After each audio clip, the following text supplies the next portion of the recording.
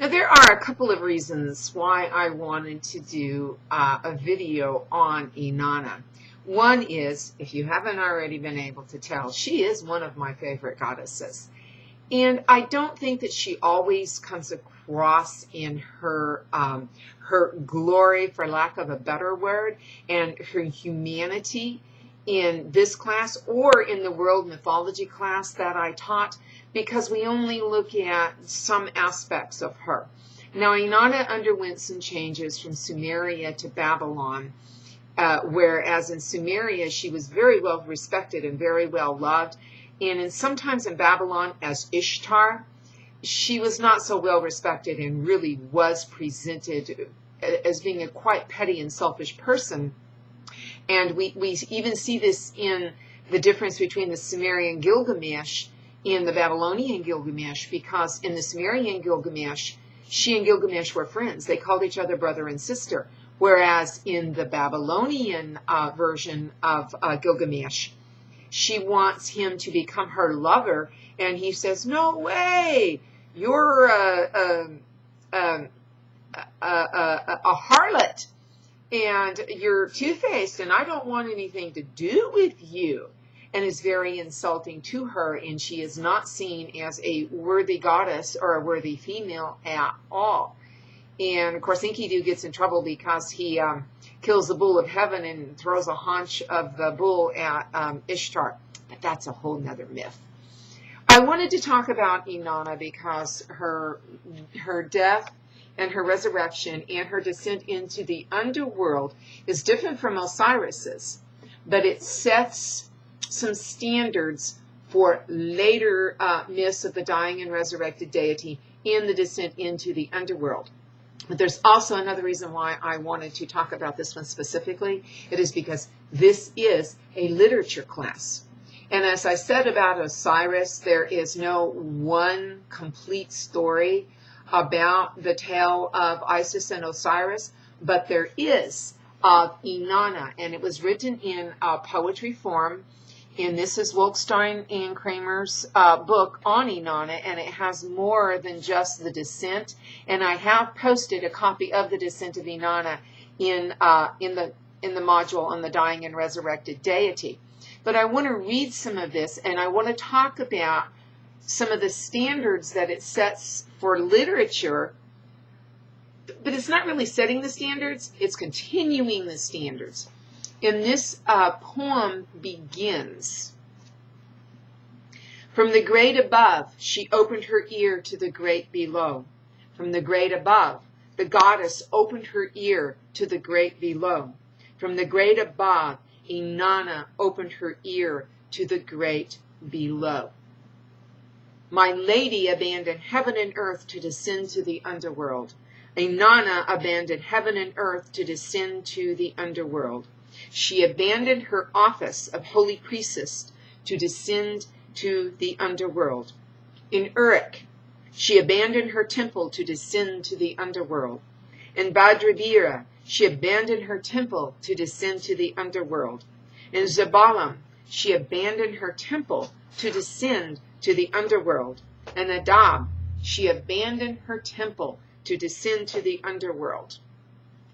I'm not going to continue with all of the temples that she abandoned, but one of the most striking things about these first few passages are, of course, the repetition. This leads me to conclude, and I am quite sure that my conclusion is very accurate. This poem was told orally before it was written down, and it was also repeated orally even after it was written down. Poetry is the earliest form of literature. Drama comes in second. Short stories, novels come in much, much later. I guess you could call myths short story, but they're not the same thing as modern short stories. As poetry, and as early poetry, it was highly repetitive. All poetry, early poetry, is highly repetitive. And that is because repetitive poetry is much easier to memorize than our other types of poetry. even if the poetry has rhyme and meter and cadence, the repetition is much easier to remember than those things alone. Of course, free verse, blank verse is even more difficult to remember. There's also no doubt that these early poems were set to music. And music, songs, all songs are, of course, of poems set to music, and they are even easier to remember. And I asked my literature classes when we are in the poetry module, I asked them, how many songs do you know? Dozens. How many bits of songs do you know, even beyond the ones that you know by heart? Dozens. How many poems can you recite verbatim by heart? Many fewer. And yet those poems and those songs are the same thing. And so it was with early forms of literature, poetry, highly repetitive, set to music so that people could remember them and recite them. And of course, in early societies, poets had very high status. Homer was a poet, if Homer existed. But Homer was very much revered, even if he didn't exist, the symbol of him was very highly revered. You have bards in Celtic myth, not myth, but Celtic society. And in Norse society, you had the Scots, who also were very well respected. And not only were these poets very entertaining, they were the keepers of history.